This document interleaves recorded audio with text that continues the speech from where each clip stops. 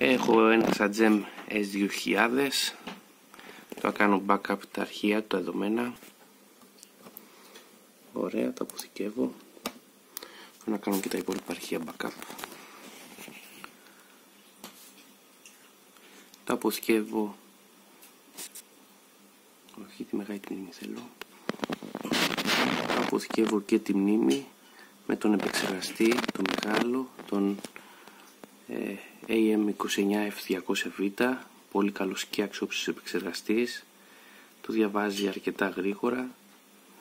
Η διαδικασία που κάνουμε είναι για κατάργηση immobilizer σε αυτόν τον εγκέφαλο.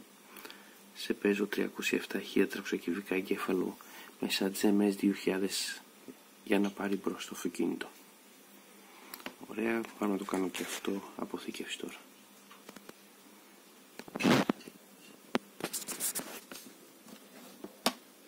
Και οκ.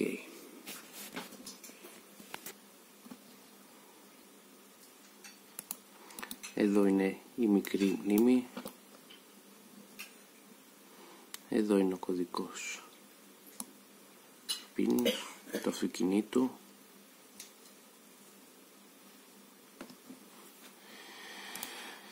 Και ο επεξεργαστής, ο 29F200VV, με τα χαρακτηριστικά λειτουργίας από τους χάρτες.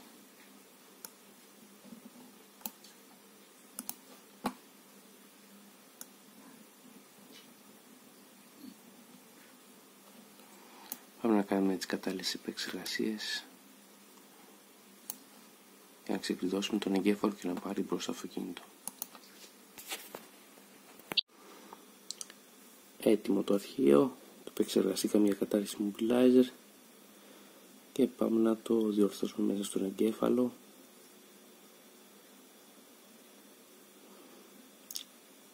Και θα πάμε τώρα να το επαληθεύσουμε και στη διάγνωση ότι ο εγκέφαλος θα μας βγάλει από EQ is locked, EQ is not locked.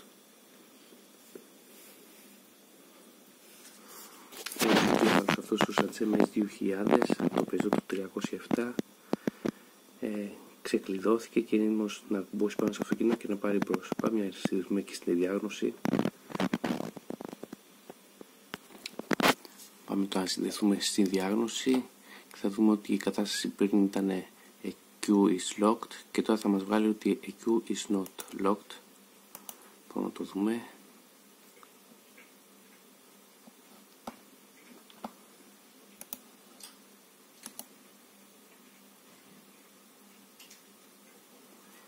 Να το. Η κατάστασή του είναι EQ not locked, οπότε ο εγκέφαλος είναι ξεκλειδωμένος και έτοιμος να πάρει μπρος.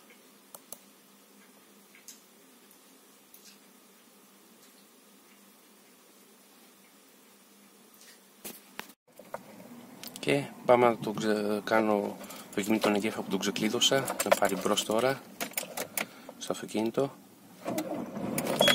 Παίρνει μπρος και στροφάει πάνω από 3.000 στροφές, γιατί άλλοι είχαν πρόβλημα και δεν πήγαν πάνω από 3.000 στροφές.